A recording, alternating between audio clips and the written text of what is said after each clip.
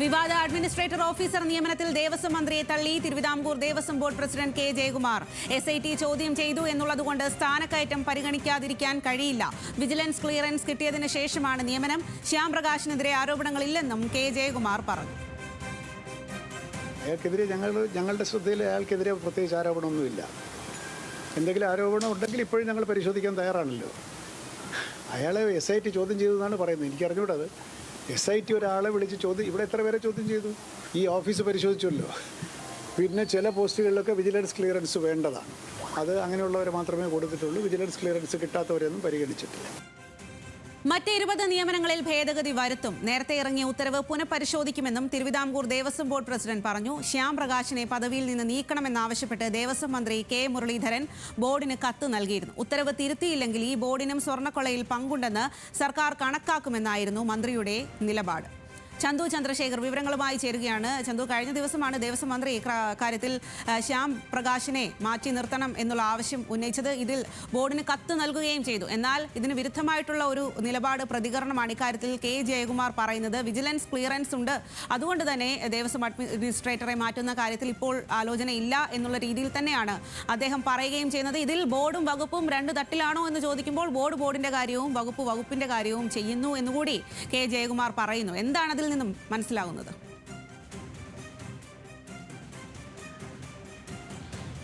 സ്വാതി, ഇതിൽ പ്രധാനമായും ദേവസ്വം മന്ത്രി കെ മുരളീധരൻ ചൂണ്ടിക്കാട്ടിയിരുന്നത് ശബരിമല സ്വർണ്ണക്കൊള്ള കേസുമായി ബന്ധപ്പെട്ട് പ്രത്യേക അന്വേഷണ സംഘം ചോദ്യം ചെയ്ത ശ്യാം പ്രകാശിനെ ഈ പട്ടികയിൽ നിന്നും, അതായത് അദ്ദേഹത്തിന് സ്ഥാനക്കയറ്റം നൽകുകയായിരുന്നു.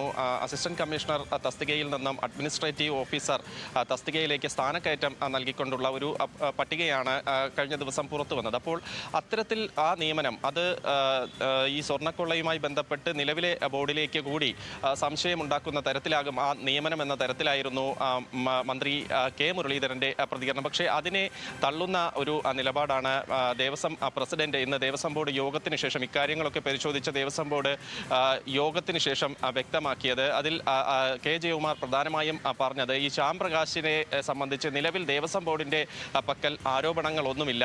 ഏതെങ്കിലും ഉദ്യോഗസ്ഥരെ SIT ചോദ്യം ചെയ്തു എന്നതിന്റെ പേരിൽ അദ്ദേഹത്തെ മാറ്റി നിർത്താനാകില്ല. അങ്ങനെ സ്ഥാനക്കയറ്റം നൽകാതിരിക്കാൻ കഴിയില്ല. ജീവനക്കാരുടെ അവകാശങ്ങളും സംരക്ഷിക്കേണ്ടതുണ്ട് എന്ന തരത്തിലായിരുന്നു കെ ജയകുമാറിന്റെ പ്രതികരണം. മന്ത്രി പറഞ്ഞതിൽ നിന്നും വ്യത്യസ്തമായാണ് ഇത്തരത്തിലൊരു പ്രതികരണം ദേവസ്വം ബോർഡ് പ്രസിഡന്റ് നടത്തിയിരിക്കുന്നത്. കാരണം ഈ വിഷയം ചൂണ്ടിക്കാണിച്ച് പരാതികൾ കൂടി ദേവസ്വം ബോർഡിന്റെ പക്കൽ ലഭിച്ചിട്ടുണ്ട്. അത് 20 പേരെ ഇപ്പോൾ ഈ പട്ടികയിൽ ഭേദഗതി വരുത്തും എന്നതാണ് ദേവസ്വം ബോർഡ് പ്രസിഡന്റ് വ്യക്തമാക്കിയിരിക്കുന്നത്. പക്ഷേ അതിൽ നിന്നും ആരെയും പുറത്താക്കുമോ എന്ന ചോദ്യത്തിന് അതിൽ നിന്ന് ആരെയും പുറത്താക്കുന്നില്ല എന്ന ഒരു മറുപടിയായിരുന്നു ദേവസ്വം ബോർഡ് പ്രസിഡന്റിന്റെ ഭാഗത്തു നിന്നും ഉണ്ടായത്. അതായത് ഈ ശ്യാം പ്രകാശിനെ പട്ടികയിൽ നിന്നും നീക്കില്ല, പകരം നേരത്തെ ഉണ്ടായിരുന്ന തിരുവനന്തപുരത്തേക്കോ അല്ലെങ്കിൽ മറ്റ് സ്ഥലങ്ങളിലേക്കോ ഉള്ള നിയമനമായിരിക്കും നടക്കാനുള്ള സാധ്യത. സംബന്ധിച്ച് ആരെയൊക്കെ ഏതൊക്കെ തസ്തികകളിലേക്കാണ് മാറ്റി നിയമിക്കുന്നതെന്ന് സംബന്ധിച്ച് അദ്ദേഹം പറഞ്ഞില്ല. ഉത്തരവ് പുറത്തിറങ്ങുമ്പോൾ അക്കാര്യം മനസ്സിലാകുമെന്ന തരത്തിലായിരുന്നു അദ്ദേഹത്തിന്റെ പ്രതികരണം. എന്തായാലും മന്ത്രി കഴിഞ്ഞ ദിവസം കത്ത് നൽകിയ കാര്യം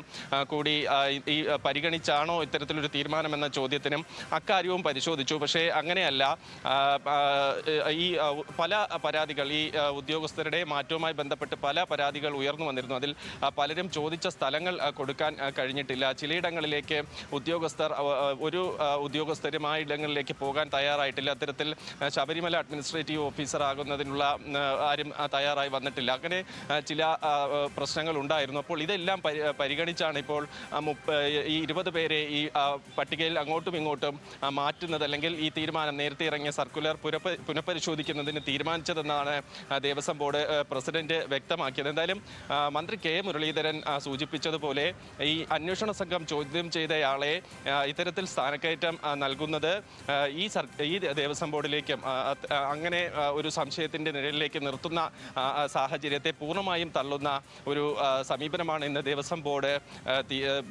എടുത്തിട്ടുള്ളത്. ദേവസ്വം ബോർഡ് പ്രസിഡന്റും ആ കാര്യമാണ് വ്യക്തമാക്കിയത്. സ്വാതി. ശരി ചന്തു.